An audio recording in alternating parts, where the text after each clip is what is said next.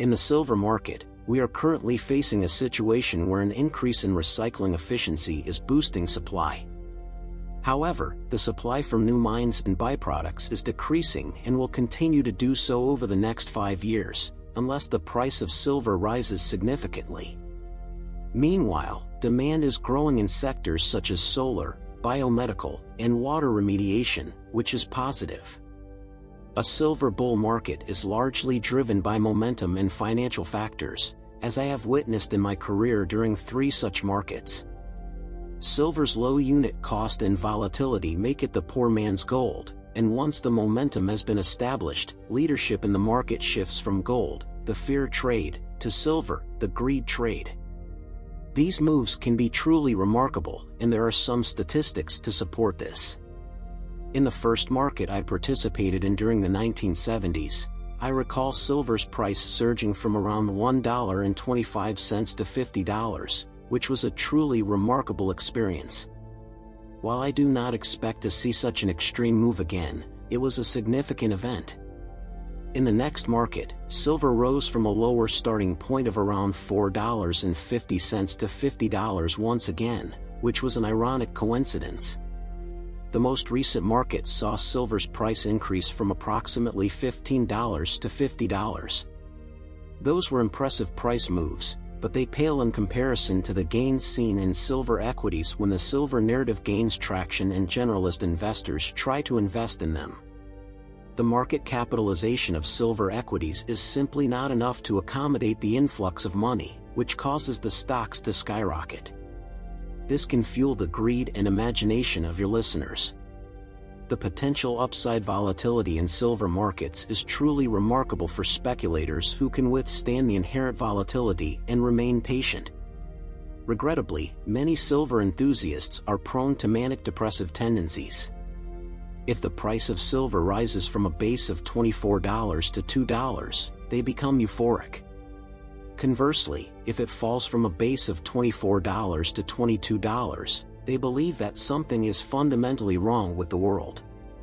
However, silver speculators need to understand that the conditions for a bull market can be in place for several years before the market actually takes off. They also need to recognize that if they wait too long to get involved, they may miss out on much of the move. In my opinion, global macroeconomic conditions currently favor a gold bull market as strongly as I have ever seen, and if history is any indication, a silver market is likely to follow as a byproduct of this. Silver investors must consider several long-term factors that they often overlook. Unfortunately, many of these investors exhibit manic depressive tendencies, which means that they focus on short-term fluctuations in supply. When it comes to silver supply, it is important to note that it is difficult to determine the exact amount because many silver owners prefer not to include their holdings in official statistics. It is important to understand that primary silver production, which is the same production from silver mines, accounts for less than 18% of total supply. The majority of silver supply comes as a byproduct of mining other metals such as copper, lead, zinc, and gold. As a result, the outlook for the silver price is very optimistic because many of the mines that produce silver are old and past their peak production, and the mining industry has not invested in new projects for a long time. Since silver production is a byproduct of copper production, and since silver production itself is expected to decline significantly in the next 5 years, copper production is also expected to fall sharply. Similarly, the production of zinc has not seen much growth in the last decade, and there have been environmental concerns around developing new lead mines. Therefore, the outlook for new silver production in the next 5 years is very bleak, and it's important to remember that prices are determined based on the marginal supply.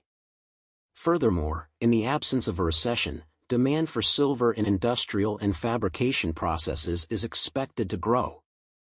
Those who believe in solar energy, or at least acknowledge the importance of it, should note that silver is a crucial component in the solar industry as a reflective agent. The increasing utilization of solar energy means that there will be a corresponding increase in silver usage. In conclusion, it's crucial to understand that industrial demand is a key driver for silver. Its remarkable germicidal properties make it a valuable component for wound care, burn treatment, and water purification. The efficiency of silver recycling is increasing, which boosts supply.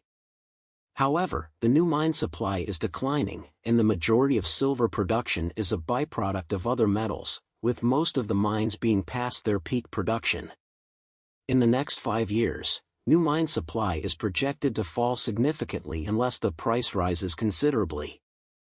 On the other hand, the demand for silver in solar energy, biomedical applications, and water remediation is growing rapidly.